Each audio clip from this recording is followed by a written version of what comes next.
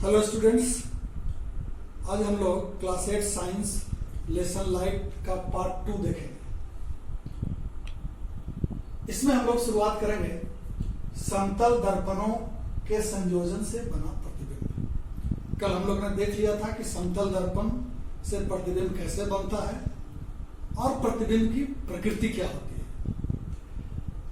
आज हम लोग देखेंगे कि जब दो समतल दर्पणों को विभिन्न एंगल पर ऐसे रख दें तो बने हुए प्रतिबिंबों की संख्या क्या होती है।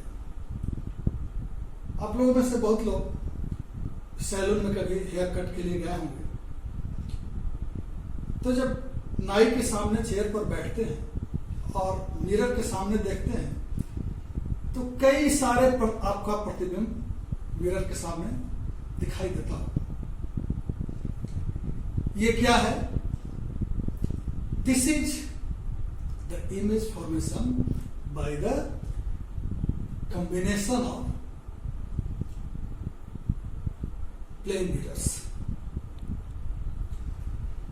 तो आपके बुक में है कि जब दो समतल दर्पण के बीच में 0 डिग्री, 45 डिग्री, 60 डिग्री और 120 डिग्री का कोण हो तो बने हुए प्रतिबिंबों की संख्या क्रमशः अनंत, 7, 5 एंड 2 होता है। तो ऐसे तो आपको इसे याद कर लेना चाहिए। क्वेश्चन यही आता है कि समतल दर्पण के संयोजन से बने हुए प्रतिबिंब की संख्या बताइए जब दोनों दर्पणों के बीच का कोण इनमें से कोई एक हो। तो आपको राइट चॉइस टिक करना होगा। लेकिन मान लीजिए कि अगर इसके अलावा कोई कोण दे दिया गया, मान लीजिए, तब हम क्या करेंगे। सपोज 30 डिग्री दिया हुआ है कि दो समतल दर्पण के बीच में 30 डिग्री का कोण है, तब प्रतिबिंब की संख्या क्या होगी। तो इसके लिए एक फॉर्मूला है, इसको आप लोग लिख लें, याद करेंगे कि समतल दर्पण के संयोजन से बने प्रतिबिंबों की संख्या, पूरा लिखेंगे,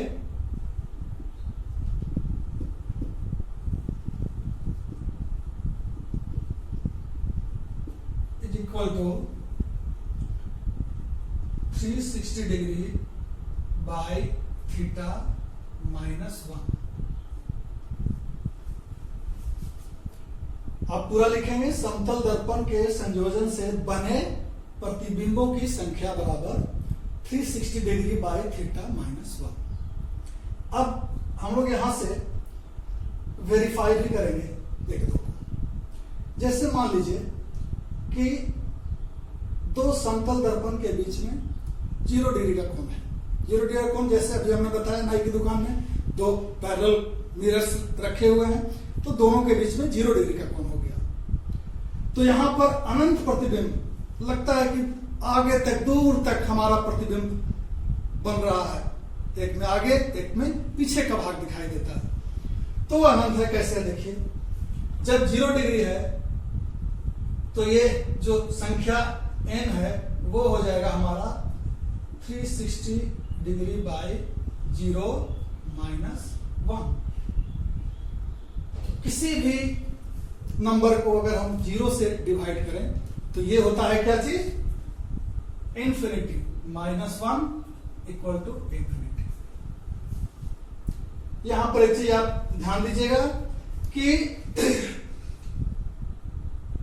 0 डिवाइडेड बाय ए नंबर, कोई भी number, real number, equal to 0 number. ये नोट कर लेंगे आप लोग। और नंबर 2, इसी का रेसिप्रोकल, ए नंबर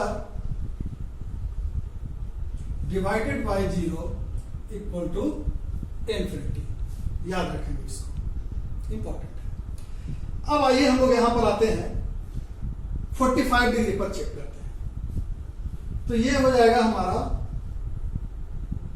जब ये 45 है, theta is equal to 45 degree, तो n हो जाएगा हमारा 360 बाई 45 माइनस 1, तो ये कितना हो जाएगा,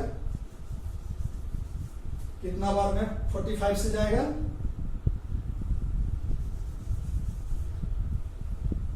8 बार में 45